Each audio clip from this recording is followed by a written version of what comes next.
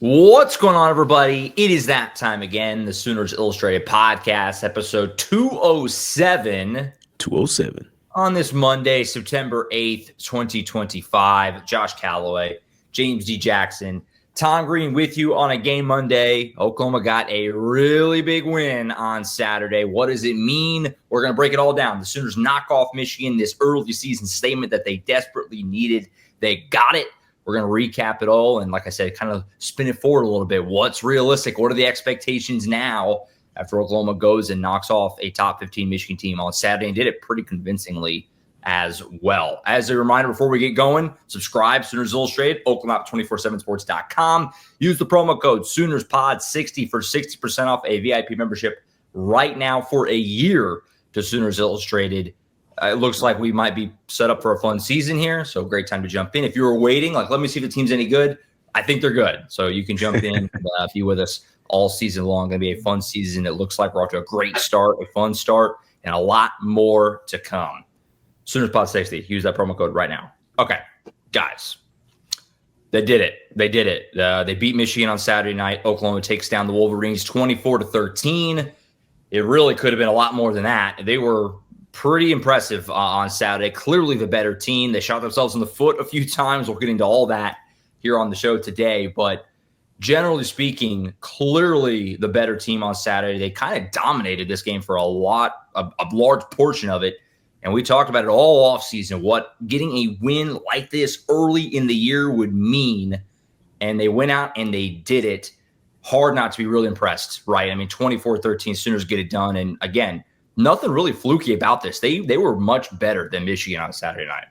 Yeah, this could have easily been like a 2 or 3 touchdown victory for Oklahoma, if not really, it was mostly the special teams miscues. Let's face it, defense, not surprised that they gave up a touchdown. Didn't expect it to be a 75-yarder on the first play of the second half, which, Brent Venables said, he put him in a bad call. And then after that, it was just bad alignment and everything kind of trickled down and resulted in that one huge play for Michigan. But outside of that, I mean, you take away that one big play, Michigan had 213 yards of offense the rest of the game. Yeah.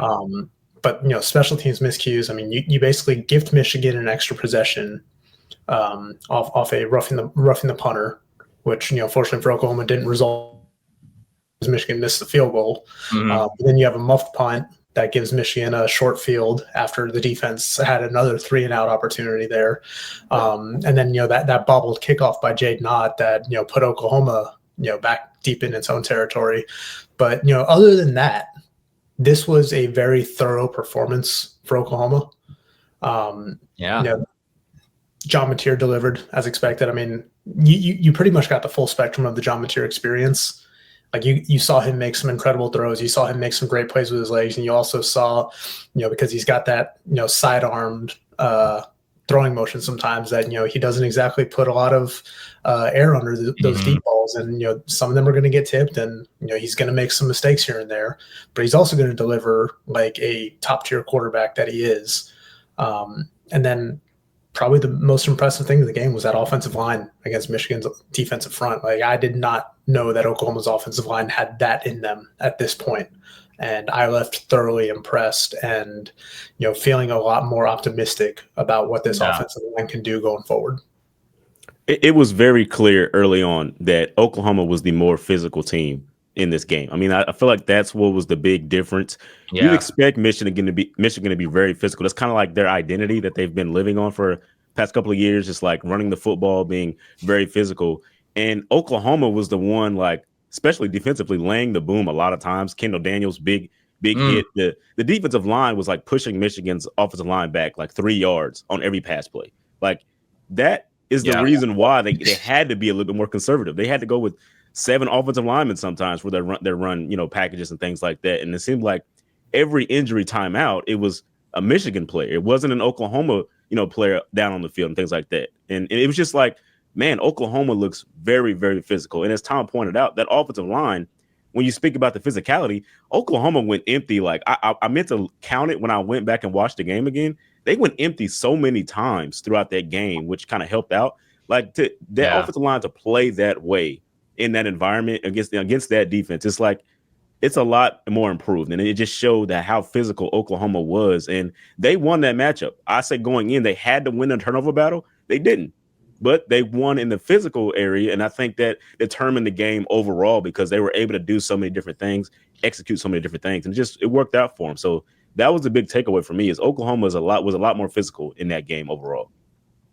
No, I agree completely. That was I noticed that too. Because we on Friday in the game preview we talked about the parallels with the Tennessee game of last year, and it felt like was the opposite that night, where it was just Oklahoma players are dropping like flies, like every big hit, someone's getting hurt, and obviously the defense played well that night, but it just felt like Tennessee kind of overwhelmed Oklahoma in a lot of ways. It was complete opposite to James' point. I mean, a ton of Michigan guys going down with injuries, and Oklahoma laying the boom, winning a lot in the scrimmage. They were better. I mean, they bullied Michigan on Saturday night. There was, again, I said it earlier, and I'll repeat, nothing fluky about this game at all. They very easily could have won by a lot more. If it wasn't for the miscues, and we'll kind of get into some of the special teams, are we concerned sort of a thing a little bit later. But, they shot themselves in the foot. I mean, you muff a punt, you miss a field goal, the roughing the punter, like Tom said. I mean, they did a lot to kind of keep Michigan in this, and they still pretty decisively won the game. A lot to be kind of excited by from Oklahoma, what they did on Saturday night. It was a thorough display, like Tom noted, a thorough display for sure on Saturday. Let's get into the offense. Tom mentioned it, offensive line. So they just overhauled the whole thing, basically. They went 4 new starters on the offensive line, really bold. I mean, we talked about it a little bit on Friday, what would be the 5. They went 4 new starters. We thought maybe 1 or 2. They went 4. Only Fabechi Wiwu was back. They went Jake Michaela at center in place of Troy Everett. Derek Simmons and Michael Fasusi got the starts at the 2 tackles. And then they went with Hito Zaida back all of a sudden at the other guard spot. And it was really good.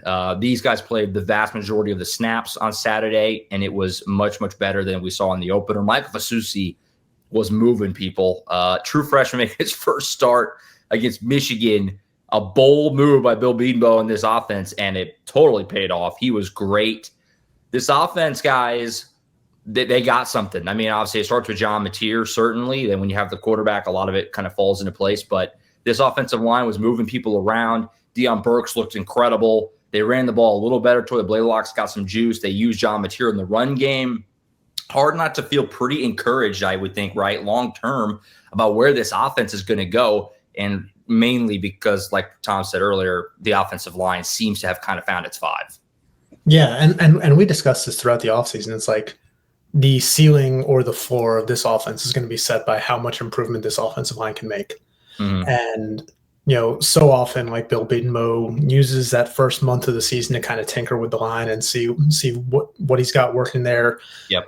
I do wonder if just like having this big matchup early in the season kind of, hastened his process a little bit. Because it seems like this should be the 5 moving forward. That's what I was going to say. Yep. The tackles played better than the guards, I think, in this game.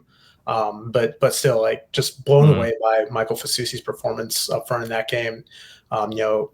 4 of those 5 played every single snap offensively. Michael Fasusi only came out at the very end with a little minor ankle tweak. He said after the game he feels fine. It's you're going to get rolled up as an offensive lineman, but he wasn't wearing a brace or anything. He said he was feeling great after his first start. But I mean, I just want to focus on that final drive for Oklahoma real quick because that is the drive that, like, made me open my eyes. Like, there wasn't anything flashy about it. Like, there were some good plays, but it was a 16-play drive that took 8.5 minutes off the clock. And by the time Michigan got the ball back, like, that game was over. Oklahoma did not have a drive like that all of last season. It is the longest drive just in terms of time consumed during Brent Venables' tenure as head coach. I was say, I can't imagine they ever did that with Jeff Lebby before either. No. That was John Mateer's favorite part of the game, too. He said that out in the press conference. Like, that drive specifically. It was incredible. I asked Ben Arbuckle after the game, I was like, you've only been calling plays for a few years, so, like, it's not hard to remember every game. But do you remember, like, can you recall how many, like, of the, like, 8-minute drives that you've had in your career? And he recalled a drive against Wisconsin in 2023 when he was at Washington State. I went and looked it up. the drive only took 4 minutes. He thought it took like 7 or so. It took 4 minutes, but it was like a 15-play drive that sealed the game late. So I could see that. He only had one drive his first year at Western Kentucky that was longer than the one that they had Saturday night against Michigan, and that was against UTEP. So like to see them go out there and for Ben Arbuckle to show that he doesn't need to be pigeonholed into the air raid tag and just go out there and punch Michigan in the mouth for 8.5 minutes to seal that game, that says a lot to me about what this offense can be. Mm-hmm. Yeah, and as you said, I think it could have been even better, if they had just executed on a few more things. I think Satania had one of the drops that was on third down. He could have kept the drive going. Jaren Kanak dropped the one in the end zone that, probably he should have caught there. It was a little, it was a little. Did not go down as a drop, but he should have caught that. Yeah, it hit both hands. So I'm just like, I don't know. Too far, yes. Yeah, a little bit too far. But it was overall, it was a great offensive performance. Like I said, those empty sets for that offensive line.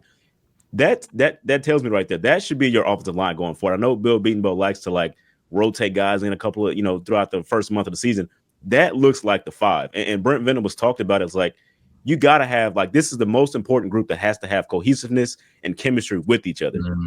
I think with the schedule that Oklahoma has coming up, with everybody is ranked now in the AP Top 25, you got to get that offensive line on the same page. And I think you should roll with those 5 guys for the rest of the way, as long as you can. I mean, if nobody's hurt and nobody's banged up, keep going with those guys because it looked impressive. And I think we still all assume that Michigan's defense is a solid defense. So it's not like they were just playing a pancake team out there. That was a good performance overall from them. So I really liked what they did there. And shout out to Javonte Barnes. I mean, we gave him a lot of flack last game. He had some really good runs and a pretty good catch as well.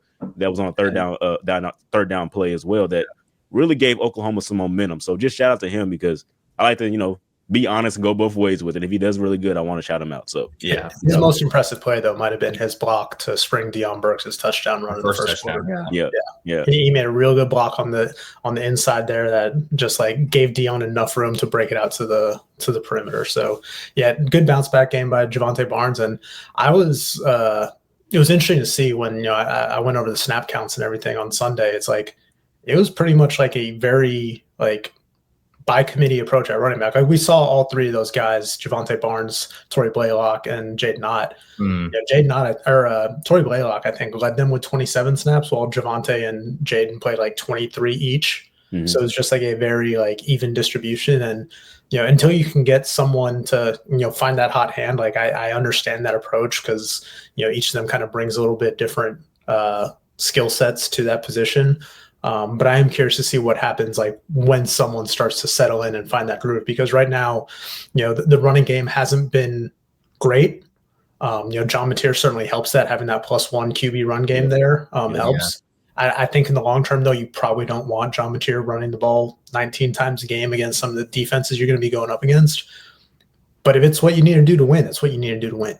Mm-hmm. And that's what I'll say too. When they weren't going empty, they had that +1 advantage because they had the running backs leading the way as a lead blocker for John Mateer. That helped the run game so much in terms of what they could do on third and fourth down sometimes, just because of just having that guy. And Javonte Barnes he's always been a great blocker. That's never been a knock on him. So he really showed his sparks there. Yeah, I agree on Barnes. I thought he was really good. He, like James kind of mentioned, took a lot of heat for the opener. Thought he played great. The block on Burks' touchdown run to start the game was great. He picked up the guy that kind of made that play happen.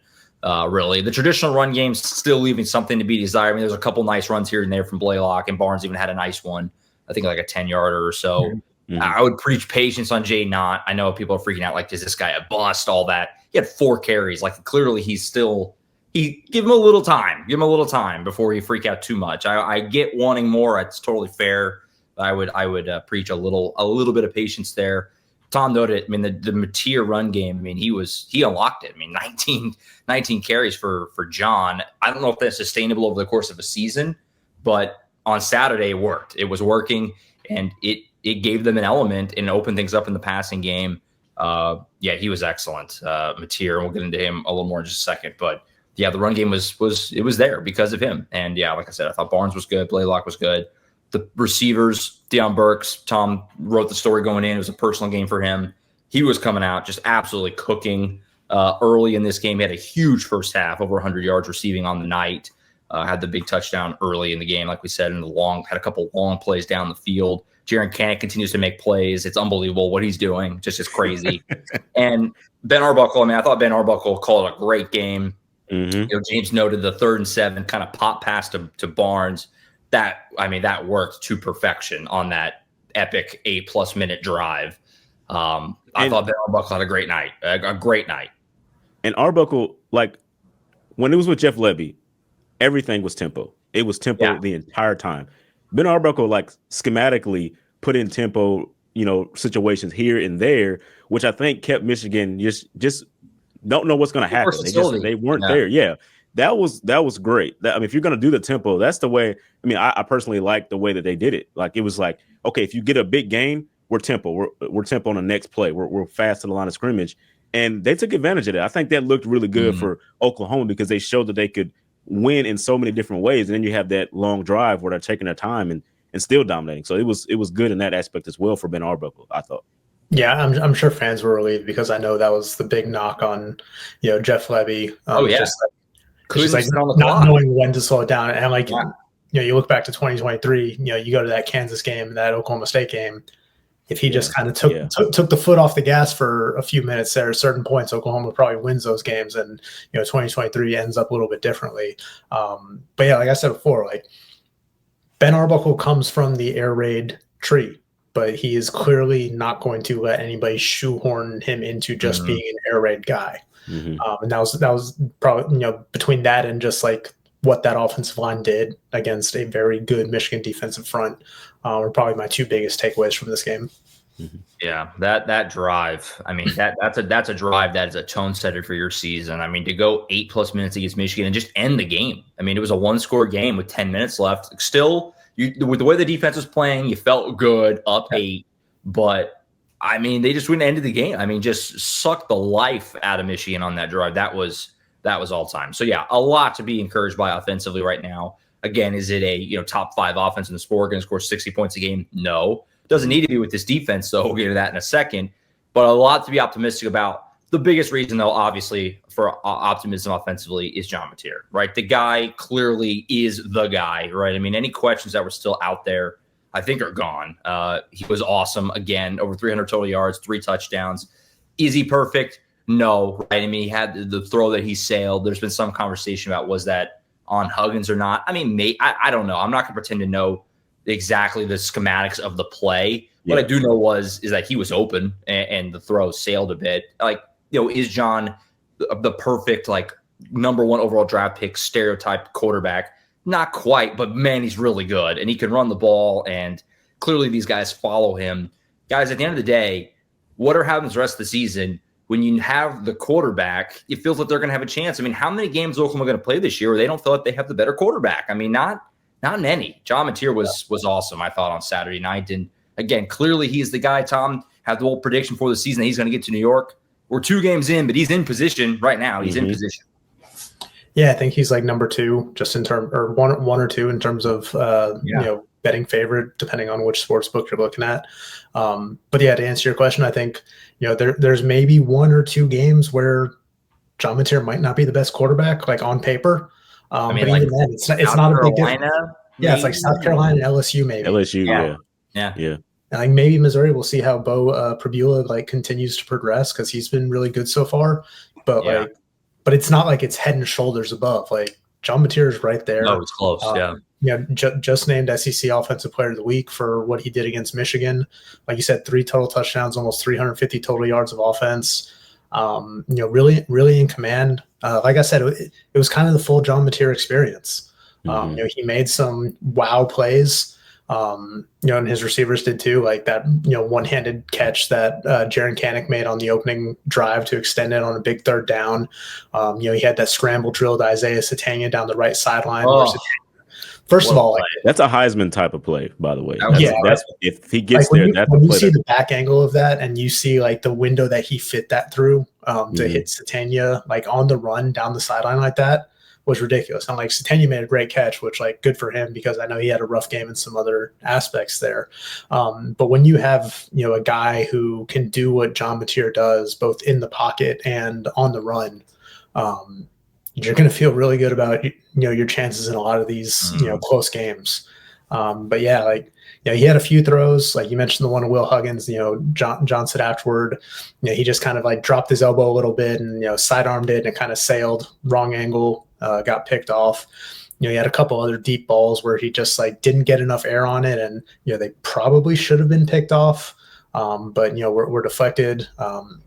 There's one again, credit to Isaiah Sategna. It was pass intended for Keontae Lewis that should have been picked off, and Sategna turned into a DB and he got the pass breakup to kind of save the drive for Oklahoma there. But again, John Mateer, like he's lived up to the billing so far through 2 games. Yeah, I mean, just you break Baker Mayfield's record in the season opener. Like just that is already a great accomplishment. Now you're already SEC Offensive Player of the Week in week 2. So like the first 2 weeks have shown are a lot of what a lot of people were saying about John Mateer and how great he was going to be. Like I was saying he's going to be the best quarterback on the field for most of Oklahoma's games this year. And I think it's even risen since I've seen him over these last 2 weeks. Like I think, as you guys said, it's probably just South Carolina and LSU, Garrett Nussmeier. If they are, they may be even together as talent wise going into those battles. So it's a really good situation for Oklahoma to be in because of the defense they have on the other side as well. Having the best quarterback and the best defense, that's typically a really good recipe for success. And you're going to hope that that's going to continue forward going on to this season. He's tough, man. He's tough. 19 carries. He took some hits, and Saturday was like, ooh, but he gets up and he just keeps on trucking along. He didn't slide at all, did he? Did he slide one time? No, he joked with that post game. Like, I need to slide more. Get down more. That's the question, right? I mean, can they do this with him all year, and will he survive it? I mean, do you need to do it this week against Temple? Probably not. But James kind of joked about it earlier. Every team in the SEC is ranked right now that Oklahoma's going to play this year. Like the schedule is what it is. Can they run this guy 20 times every week, and then he still be standing upright by the end of the year? That's a fair question. But he's got to find a way to avoid some hits. But man, he's tough. He just keeps on trucking along. It's great. It's fun to watch. Yeah, it was funny listening to him after the game talking about like knowing that he needs to slide some. Yeah, but I think it was last year at the end of the season. I think he said it was the Oregon State game where he finally started sliding for the first time. Then coaches were like, no, you got to dive. Yeah, once you start sliding, that's where you could lose a couple of yards because like as soon as you start your slide, like they call you down. Whereas if you dive, you can get a few more yards. So we'll see him try to strike that balance. But yeah, I don't think 19, 20 carries a game for him is sustainable. And most of those were designed runs too. Yeah, like they weren't. Yeah. But I don't think that many is sustainable. But if you can get him in like that, dozen or so like sweet spot, I think like that is more feasible and should put them in a better position offensively. But again, like you're going to have outlier games where you need him to do that with his legs, and like he's going to have a lot of carries in some games. So it's just about finding the right balance and doing what you need to do to win week in and week out. The amount of design runs as you pointed out too lets me know like Oklahoma knew this was a must-win game for them. Like you're getting your prize quarterback to run between the tackles a lot of times, like designed. Like it showed that they were like, we're gonna win this game no matter what. We're gonna do everything we can to win this game, and to do that it's great because I still didn't see Bryce Underwood on the other side. I didn't see him run a lot. Didn't see him get out there and be in those type of situations. Michigan wasn't willing to do that. Seemed like for their offense, but Oklahoma did in this game. So I think that was another focal point, another reason that Oklahoma won this game overall. They were willing to do whatever it took to get that win. I think even Brent Venables said that in the press conference as well. Like, we were going to do what we had to do to win the game. Yeah, and we talked about after the opener, we kept it really bland and basic. We didn't see any of that in the first game. Designed QB run stuff, and they held everything back that they could. In the first drive, it was apparent like, okay, this already looks way different from a play calling standpoint, and that was all intentional. We talked about that after the opener, and it clearly paid off. Mason Young, our friend over Tulsa World, had the stat most yards the first 2 games for an Oklahoma quarterback passing yards since Josh Heupel. Unbelievable. I mean, are you kidding me? And they played Michigan this weekend. It's not like, it's been a couple of cupcakes. You know, I mean, one, I guess you could say, with an FCS opponent, but then Michigan comes into town. I mean, not Jason White or Bradford or Baker or Kyler, any of these Heismans. First since Heupel to have 600, whatever it is, 660, I think, something like that, total passing yards the first 2 games. It's kind of crazy. He's been awesome so far, and you feel like when you have a defense like this and the quarterback, you're going to have a chance to win pretty much every game you play, which is where I want to go next, the defense. My God, the defense. It's so fun. It's so fun. There's so many guys that you can highlight. The list is so long of guys who are playing well right now at every level of the defense. They dominated. I mean, you had the one bust where Justice Haynes rips a 75-yard run, where Peyton Bowen kind of just took a bad angle and then he was off to the races. That was Michigan's only touchdown. If you take away that run, I think it was about 3 yards per carry or so, basically rushing after that. You cannot run between the tackles on this Oklahoma defensive line, which is what we thought it would be going into the year. The D-tackle room is just swallowing up. I mean, they're just crushing people in front of them. James mentioned earlier, pushing Michigan's offensive line 3 yards back on every play, it felt like. The secondary is playing well. Cortland Guillory is more than handling himself as a true freshman. This defense, guys, is just awesome. Just so awesome and so much fun to watch. You lose Stutzman, Bowman, Downs, and they look, I mean, it's 2 games, but they look to have not missed a beat at all. They dominated this game. Michigan really couldn't do hardly anything all night. Yeah, I mean, and look, we talked about it during the preview. It's like you don't envy a freshman quarterback this early in his career going against your Brent Venables defense. You know, Brent is now 22-5 against, you know, truer redshirt freshman quarterbacks since 2012 when he got to Clemson. You know, they had Bryce Underwood in a blender. You know, what was his final line? You know, I have it in front of me. Was it 142? Yeah, like 142 yards, like 9 of 24 passing. Yeah. And look, he made some good plays. You know, he made a couple really good plays on the run too. But I do think Michigan was a little bit conservative in their play calling. It almost seemed like they didn't want to just like destroy his confidence against that defense. So they were a little conservative here and there. But man, this defense through 2 games, and like I know the first game was an FCS opponent, but through 2 games, like they're best in the SEC in a lot of key categories. You know, third down defense, passing defense, pass efficiency defense. Yeah, I think total defense maybe, or scoring defense definitely, you know, allowing just 8 points a game so far. Top 10 nationally in a lot of those categories too. Top 10 in defensive SP+. Like they are living up to this billing of, you know, what this defense can be. And it starts with that defensive line. Yes. Yep. Watching them, like David Stone, like has taken that leap that we heard throughout the offseason. He's been really impressive. Jaden Jackson, like just watching anybody try to move him, like they can't move him off the ball. That one play where he just blows up his man and him and Omasigo get I mean, just ran over his guy. It's crazy. Yeah, like it's really impressive so far. And you mentioned Cortland Guillory. I mean, he was targeted 5 times, did not give up a reception in this game. I think he's given up one reception for like 6 yards through 2 games. Like they got another one. They got another like dude freshman cornerback there. It's just been, you know, really impressive to see the level of talent and the level of depth and just the level of comfort that these guys have in this defense now with Brent calling it, and, you know, several of them being in their 2nd, 3rd, 4th year in the system. Cortland Guillory, like I guess the first time that I spoke to him, he was like, I want to be a freshman All-American, like what Eli Bowen did last year. And I can guard anybody man on man. The only thing I'm working on is pretty much the zone coverage and things like that. That's a bold thing to say as a freshman. And he said it in the scrum, so everybody could see it. And he's backed it up so far. I think he's looked really, really good. As Tom said, like just given his stats, he's looked great out there. And even Dede Jordan went out there in the second half after Gentry Williams got a little banged up. He did very well. He kept the same stature that Oklahoma was putting in the first half. He kept that going. I mean, he looked great on his side of the ball as well. So, like, those young cornerbacks for Oklahoma, which was a very big focal point for this defense this season, was like, that's the question mark. What's going to happen there? They've looked good so far. They've answered the call pretty much overall. It's just been really good outing from them. And how about Owen Heineke? You know, I know. Walk-on linebacker. Unbelievable.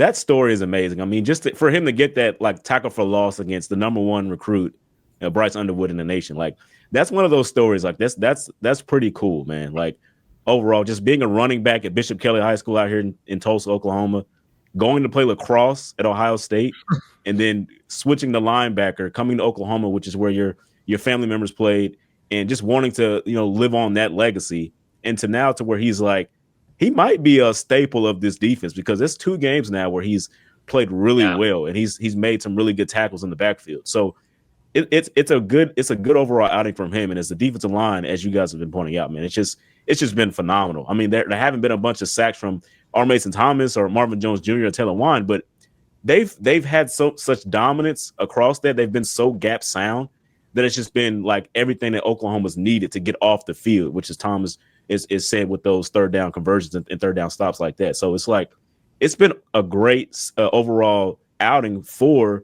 this defense. I think still that the safeties haven't been tested as much as through the first 2 games as you would like. Yeah. You still don't know how Peyton Bowen and RSJ are going to really handle those situations. Although Donovan McCulley got one of those great catches over RSJ, like the back of his helmet, over his back, New England Patriot, New York Giants style type of stuff. Yeah. So it was that. I mean, that's the only thing. I still want to see what those safeties are going to do when there's a actual deep threat receiver on the other side of the field and how they handle that. So that's kind of like the only question mark I have for the defense at this point. Like, but I know those guys are experienced and have done it plenty of times. It's just like we haven't seen it this year. So what's going to happen there? But overall, this defense has been phenomenal. I mean, the best of the best, as we've been saying. Yeah, and I do want to point out, like we talked about before the game, that like Brent wasn't going to hold back against a freshman quarterback. I know they only got 1 sack, but they blitzed on 61% of his dropbacks, which like since Brent like got back as head coach, like Oklahoma's like average blitz rate is like 41%. So they ramped up the pressure to try to just make him uncomfortable and try to force some mistakes. And again, they just, outside of that 75, yard run on the first play of the second half and, some garbage time yardage there in the last minute, like Oklahoma just stymied Michigan for 60 minutes. On that play, it looked like Oklahoma thought the ball was going to the other side of the line of scrimmage because it was a 3-down lineman. And I don't know who the middle guy was. It might have been Jaden Jackson. He was far onto like the right guard. Like he was on that side of the right guard. So like there was a big hole already. And I think when Peyton Bowen didn't get to his gap, it just let him run free. Yeah. Justin Haynes, they've said he's a big play guy, and he showed it on that play there. That was the only mishap there. I think that was just like Brent Venables said, got him in the wrong call and just didn't get to the gap as quickly as they should have in terms of it going the other direction. Yeah. The Owen Heineke thing is crazy. I mean, it is a great story, obviously, but like I almost don't want to. He's a good football player. Like he deserves to be out there. He's earning it. He's a part of this. He no doubt is a part of it. He led the team in tackles against Michigan. It's nuts. He was playing really good football. He's everywhere, and he's still making plays on special teams. It's not like they're losing that. He's still out there making tackles on special teams. The list of guys that I would say are playing like the best football of their career on defense right now is long. Stone, obviously. Dominic Williams is dominating. Kobe McKenzie is dominating. Kip Lewis is playing really good football right now. Obviously, Cortland Guillory's a freshman. Kendall Daniels is everywhere. Man. He's the weapon that we thought he'd be. James mentioned earlier. Just demolishing Justice Haynes on that throw out in the flat. I mean, just deleted him from the field. Took his feet out from under him. Perfectly clean hit. He just read the play all the way and blasted him. Kendall Daniels is everything that I think Oklahoma hoped he would be early in the year. I think Marvin Jones is making a big impact on these games right now. He had a couple of big plays on Saturday.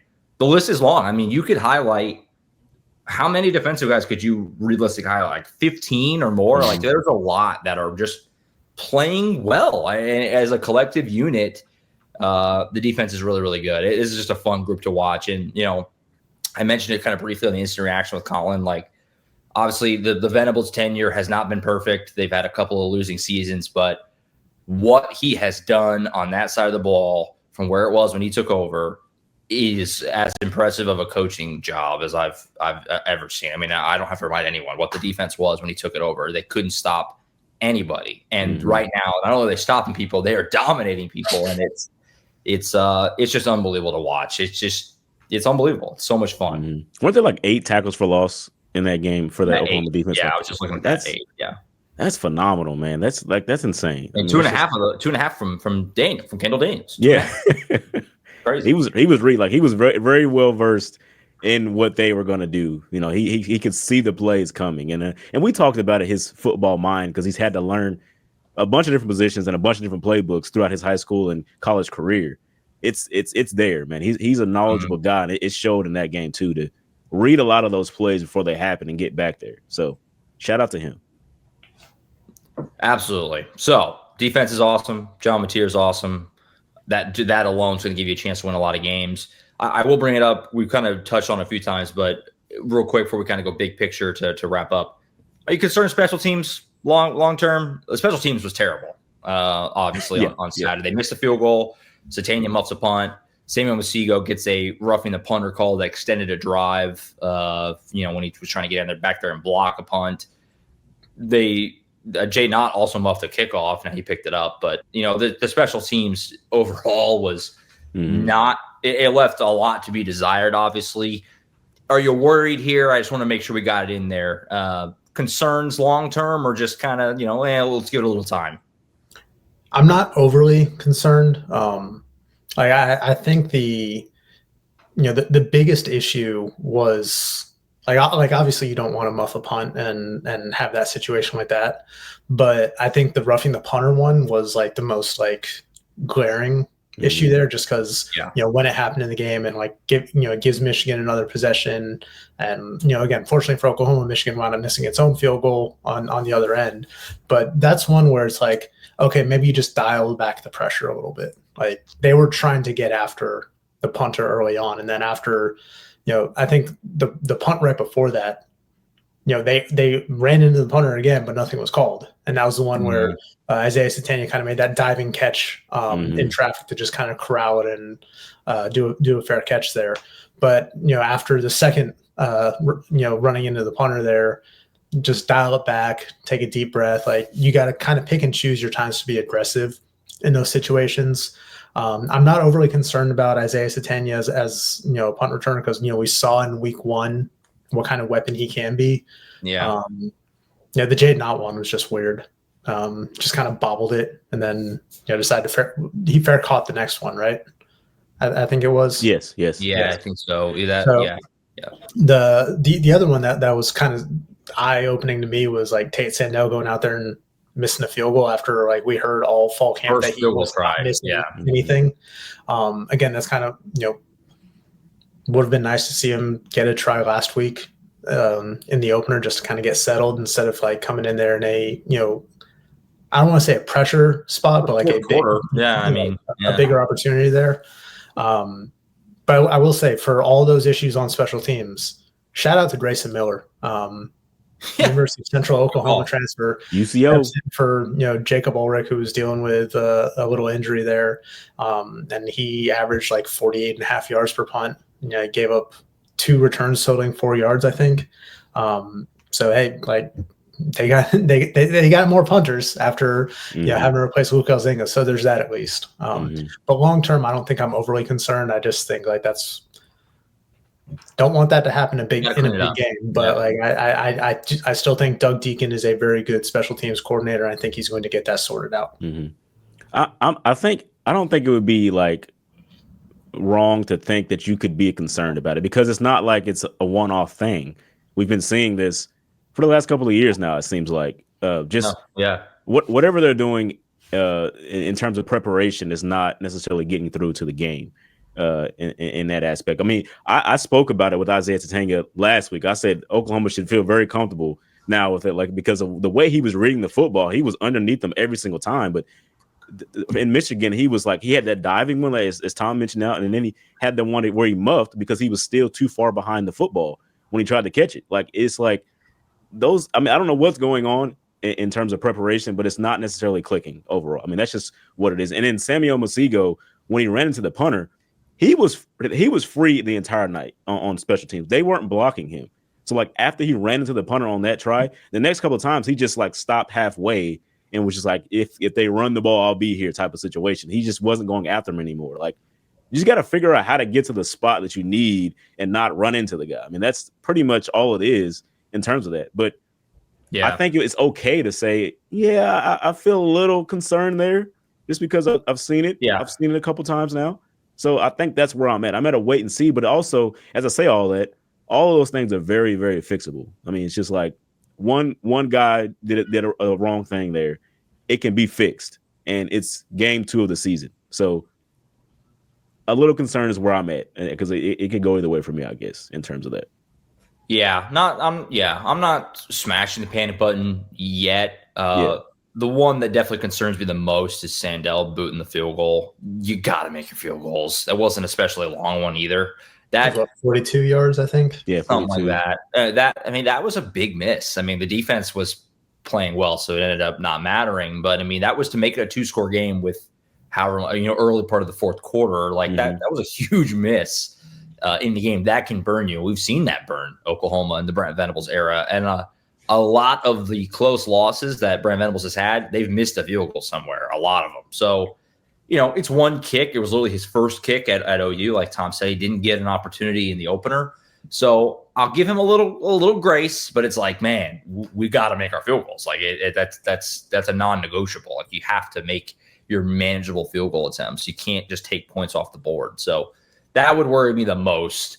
But even that, I'm willing to give a little. But my antennas are up of like, it's one of those. Where were you standing, Josh, on the field? Like, was it like a bad miss? Like, because on the TV, it still seems like it looked close. I mean, it looked pretty close. Yeah, I couldn't tell in live. It's hard to tell when I'm like beneath the goalpost if it went in or not. Frankly, when it's close, I have to look at the ref. Like, did that go in?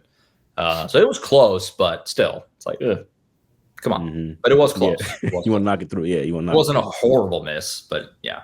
Mm-hmm. A miss at the end of the day. So we'll see. We'll keep an eye on that. It's gonna be a storyline. The next time they have to have a field goal in a big spot, I think everyone's gonna be like, nobody's gonna feel good about it, and that's kind of the way it goes after the miss on Saturday. So okay. Overall, obviously a great game though. I mean, we're kind of nitpicking some things. They did some dumb things, but they overcame it. They win by 11.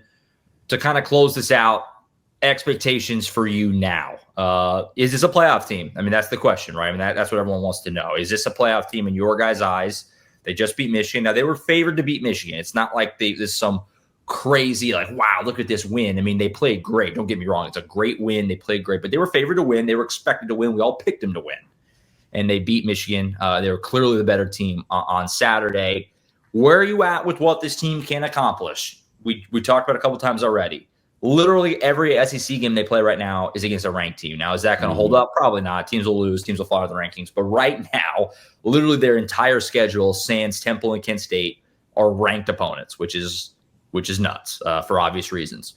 Where are you at with what this Oklahoma team can do this season? And is this, again, the big question, is this a playoff team in your guys' eyes right now with still 10 games to go?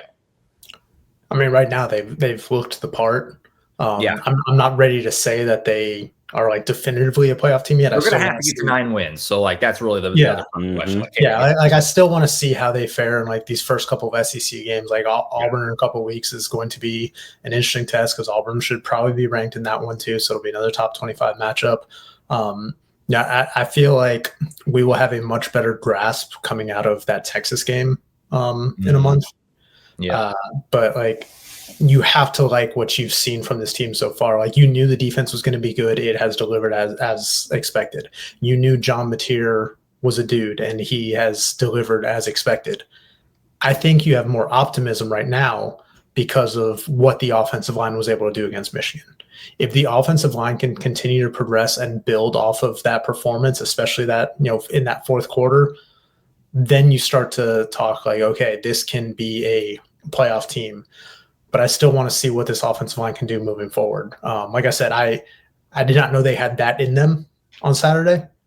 But if they can show that they can do that on a consistent basis, the sky's the limit for this team. Mm-hmm. Mm-hmm. Yeah, I mean, looking at the landscape, how other teams have been playing over the first 2 weeks, Oklahoma is a playoff team to me. I mean, just looking at where everybody's at right now. Yeah. I mean, you got to continue to progress and get better throughout the season, which is what's going to be the big calling for them, because I mean, I said 9 wins before the season started. I still feel very comfortable about that as of right now. 9 wins, I think, is very doable for this team because of the way they're playing and because of how they've been able to get the offensive line, I guess, squared away in this game here. Like, you expect that they're going to get better as a unit as well going forward. And you just got to figure out how that's going to work. How they're going to handle when other teams, watch the film and make adjustments against Oklahoma. How they're going to handle those moments. That's pretty much what it is like going forward. But I think Oklahoma is a playoff team at this moment. I definitely think they're good enough. I think they're good enough to get there. The things that give me pause are the silly mistakes that are still there. They were better enough than Michigan. That was poorly worded. That it didn't matter. Like they were, but muffin punts and missing field goals, that can burn you when you're in a close game. And they've kind of done that a lot the last few years, right? So that's the stuff that kind of would worry me. But I definitely think they're good enough. I'm encouraged by the fact that John Mateer said post-game on Saturday night that Brent Venables highlighted the 23 Texas game as we got to handle success better, because they haven't really done that. I mean, even last year after they beat Alabama, that LSU game was disgusting. It was one of the uglier games of the year, really. Certainly the Texas game 2 years ago, like after they've gotten these bigger wins, they kind of haven't really handled it well, moving forward the rest of the way. This one is early enough in the year that hopefully, hopefully that's not the case. And again, I'm encouraged by the fact that it's literally being talked about and they've highlighted like we can't let this happen again. So there are still some questions that remain out there for me, but I definitely think that they're good enough to get there. The schedule is what it is. There's a lot of tough games. We mentioned before the year. I mean, I probably put this Michigan game as like the 5th or 6th toughest game. Like there are much tougher games to come. They still have to go on the road. I think LSU is probably better than Michigan, and they're coming to Norman later in the year. Like the Texas, the jury's a little bit still out on Texas and Arch Manning, but I mean, they're good, right? I mean, I think we all know that they're a good team, obviously. So there's still so many tough games, but I definitely think they're good enough to do it. Am I betting my life on it? No, but at the end of the day, if they didn't win this game, the path to getting there was slim. Right. I mean, a sliver, because it's just like, how are they going to win enough games now? And so they at least kept the door open. I mean, they played well and they won, and it's like, okay, you can at least believe it and not be looked at as crazy if you're an OU fan for the future here. So that's where I kind of stand with them right now. Yeah, I'm glad you brought up the 2023 Texas thing there, because John Mateer did talk about it. Brent Venables, I think, touched on it too, about just like handling success, and the team's not been able to do that in prior years. They have Temple this week. Like, they should easily take care of business, so it's not like they have to try to get their emotions up for a second week in a row for a big game. But I do want to see them go out there and handle business and not just sleepwalk through a noon kick in Philadelphia, where they will probably have a bigger crowd than Temple does, quite frankly. But I think we'll know more about this team in the next few weeks, because coming off that Temple game, you have a big game against Auburn again. Like I said, they'll probably be ranked. Auburn's looked pretty solid through the first 2 games. Obviously, there's going to be a lot of buzz around that one because Jackson Arnold's return to Norman. It's going to be national TV slot there on ABC for the 2:30 p.m. kick. Got to see how they kind of respond after this big win. But so far, like there's nothing about this team that makes you go, I don't know if they're going to be any good. Like, this team should be pretty good. It's just that schedule is so tough. We'll see how they make it through it. Yep. It's just all about getting, like I said, getting progressively better, fixing those little issues and nitpicks that Josh has mentioned. It's just like fixing those areas. I think you're good enough to stand with anybody, I think, in the country. Yeah, you don't want to peak in week 2. Yeah, exactly. Yeah. Well, if we get to the end of the year and this was the highlight, not good, good. But a great game. And they answered the bell. They needed it so bad. There was over 80 recruits in town, and early returns are really positive there. So it's good. This was a huge weekend. Oklahoma really needed it, and they delivered. So shout out. Great environment, by the way. The fans were awesome. It was really cool to see this matchup, these 2 helmets and uniforms on the field. By all accounts, it sounds like Michigan fans loved it. Michigan media loved it. And I really look forward to going to Ann Arbor next year, returning the trip, because that's one of those bucket list places, just like I'm sure Oklahoma was for all these Michigan, folks that made it way down. So fun game, cool game, and Oklahoma played really well, and they should feel good about it. They should. But like Tom said, back to it. You're on the road this week.